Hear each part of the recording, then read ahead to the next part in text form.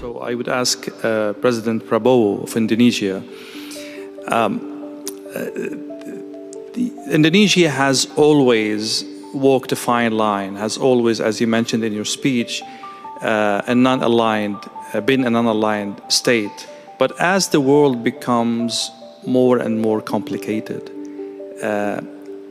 can Asian countries, ASEAN countries, stay non-aligned, or this is more and more not an option, or a very, very narrow option as we go forward? Di panggung megah St. Petersburg International Economic Forum 2025, Presiden Indonesia, Prabowo Subianto, berdiri tegak di hadapan para tokoh ekonomi dan politik dunia, termasuk Presiden Rusia, Vladimir Putin. Namun, bukannya bicara soal perang dagang, sanksi, atau persenjataan. Prabowo justru membicarakan satu hal yang sangat manusiawi, rekonsiliasi. Ia belak-belakan tanpa ragu menyebut bahwa mantan musuh Indonesia, bahkan seorang komandan perang Gerakan Aceh Merdeka, kini telah menjadi kawan seperjuangan. Bukan lagi menentang negara, tapi justru bergabung dalam partainya dan turut membangun Indonesia. Sontak, pidato ini bukan hanya mengundang tepuk tangan, tapi juga membuka percakapan yang lebih luas tentang arah politik Indonesia, serta bagaimana kekuatan lunak bisa lebih mempersatukan bangsa daripada intimidasi kekuatan militer. Bagi banyak pihak, ini bukan hanya momen simbolik, tapi titik balik penting dalam dinamika politik nasional dan global. Kalau kita mundur sedikit ke belakang, sosok Prabowo memang sering dikaitkan dengan peran keras di masa lalu, militer, operasi rahasia, bahkan konflik dengan kelompok separatis. Namun kini, di era kepemimpinannya sebagai presiden, tampaknya ia memilih pendekatan yang jauh lebih terbuka, inklusif, dan berdimensi damai. Salah satunya dengan menerima kehadiran mantan musuh negara ke dalam sistem politik resmi Indonesia. Apa yang diucapkan Prabowo di Rusia itu bukan basa-basi. Menurut laporan yang beredar dari SPEYEV 2025, Prabowo secara tegas menyatakan bahwa prinsip politiknya saat ini adalah merangkul seluruh anak bangsa tanpa memandang latar belakang konflik masa lalu. Bahkan ia menyebut langsung bahwa seorang mantan komandan GAM yang selama lebih dari 2 dekade berperang melawan Indonesia kini menjadi bagian dari partainya. Sebuah sinyal kuat bahwa demokrasi dan perdamaian bukan sekadar slogan, tapi sedang dijalankan secara konkret. Tentu saja, pernyataan ini punya bobot yang sangat strategis, terlebih karena disampaikan di hadapan Vladimir Putin, sosok Presiden Rusia yang juga dikenal kuat menjaga kedaulatan negara dengan pendekatan militeristik. Namun, ketika Prabowo memunculkan narasi rekonsiliasi nasional, bukan hanya mengesankan bagi Rusia, tapi juga bagi negara-negara lain yang memiliki sejarah panjang konflik dalam negeri. So I would ask President Prabowo of Indonesia. Indonesia has always walked a fine line, has always, as you mentioned in your speech, been a non-aligned state. But as the world becomes more and more complicated, can Asian countries, ASEAN countries, stay non-aligned, or this is more and more not an option, or a very, very narrow option as we go forward? Thank you. I think, in my opinion, it's not easy, but it's a line that we are determined to maintain.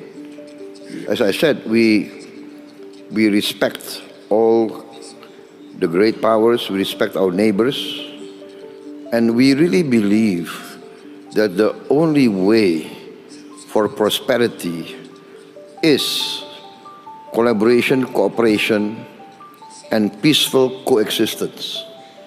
And this is what we try to achieve.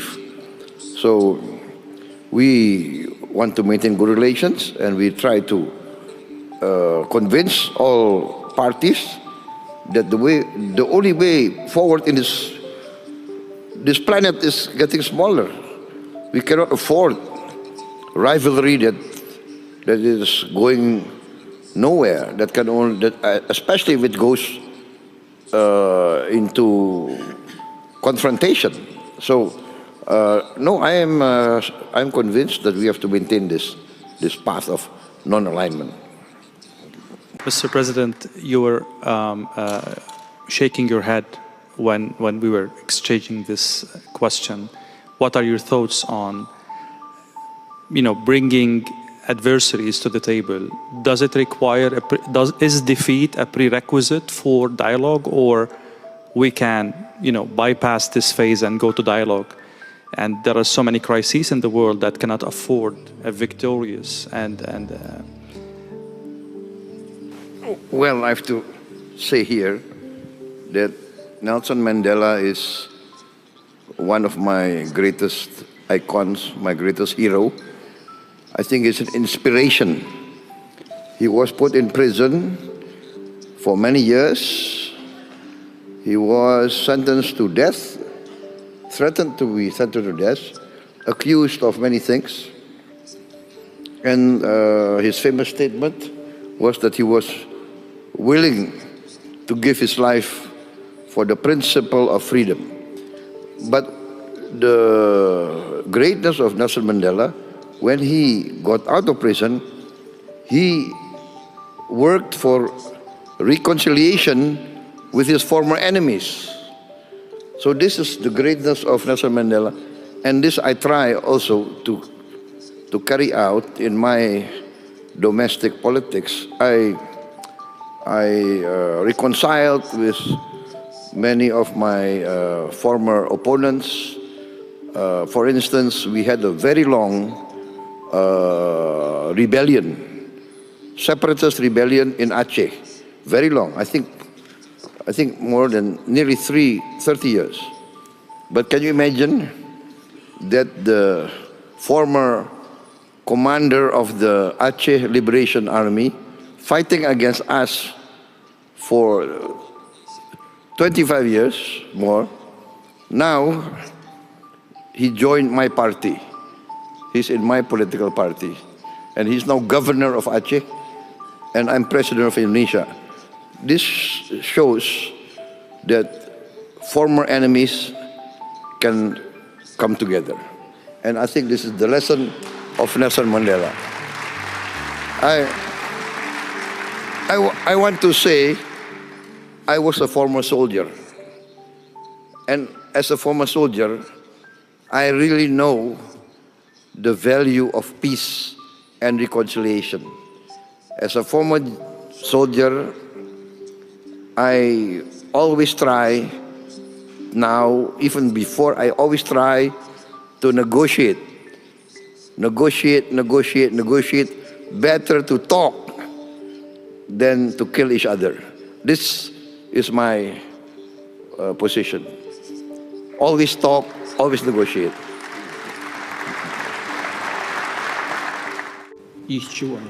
Thank you, Mr. President. I would later go back to some aspects of your answer, mainly about the nuclear aspect of what's happening. But I'd like to go back to the other participants. Indonesia, Bahrain, and South Africa are three countries actively deepening relationship with Russia. From what I understood, this conflict, unfortunately, and I hope I'm wrong, might go for long. How are you planning to mitigate the fallout of this conflict in terms of secondary sanctions, in terms of political reputation in the world, in terms of pressure coming from your other allies? This is a very, very complicated situation you don't want to be in any way, but that's reality. I will start with you, Mr. President.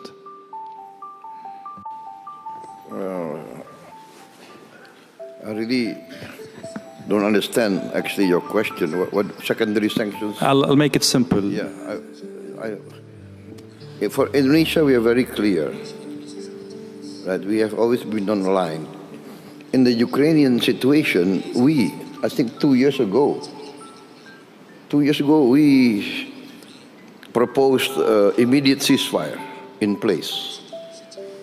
And I think at that time, the reaction from the Russian side was quite open, was quite positive, in fact.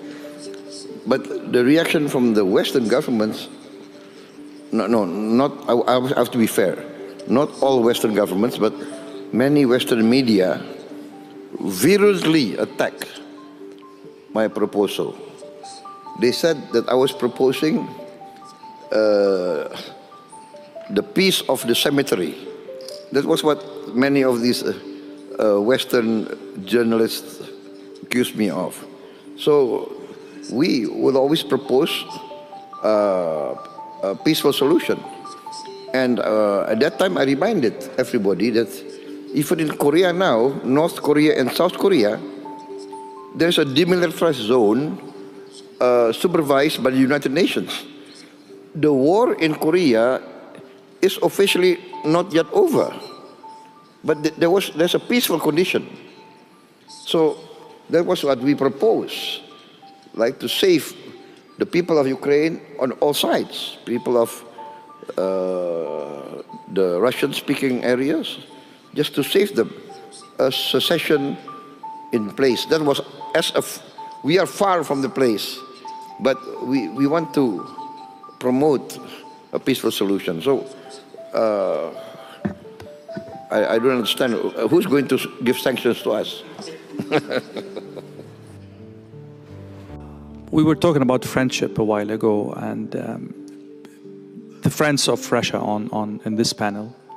I will start from South Africa, and then Bahrain, and then Indonesia. And if China would love to comment on that, the floor is open.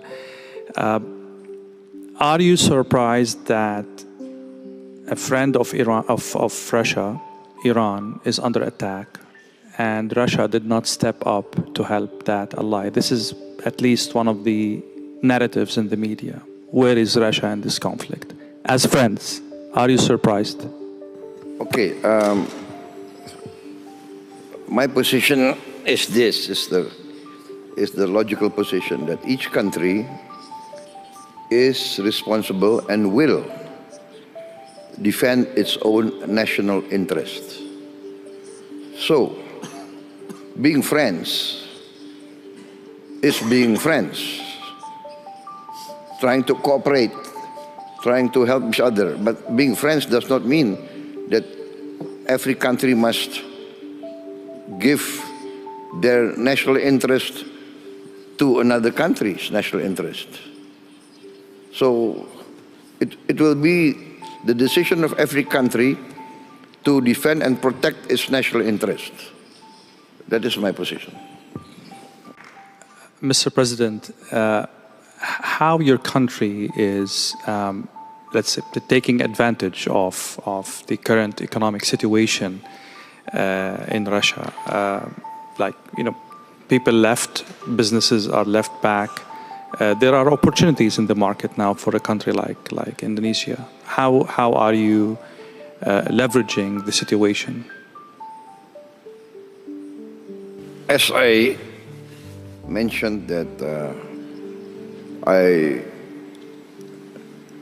have had good relations with Russian business entities, business groups, but mostly, I have to be very frank, they were interested and they are interested in coming into Indonesia. And because I think we have a lot of sectors that are still very, let us say, at the ground level, a lot of way to grow. And so basically it's mostly Russian groups that want to come to Indonesia. But before, our groups have joint ventures with Russian groups in commodities trading, oil and gas. So, and now we open our markets for Russian agriculture products. So, I think it's not that we're going to take advantage, but we are going to look for all opportunities. Yeah. Because we have also been given a very heavy dose of tariffs from everybody knows, right, from the American market. So we are forced now to look for new markets, Africa, Latin America, Eurasia. We are just concluded. We are in the process of concluding a free trade agreement with the Eurasian Union. So European Union, of course. So it's a matter of, for us, it's a matter of diversity. But yes, we are confident. We have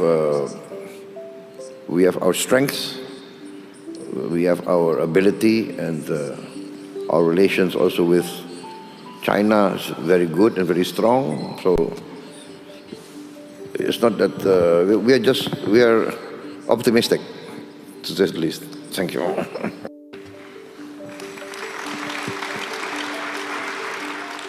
I will keep like 1 minute around for each participant. If there is anything I failed to ask or something that you have in mind to go, I'll move to you, Mr. President. I'd just like to thank President Putin and the organizers of this forum for this great opportunity. I think we've learned a lot from each other. Thank you very much.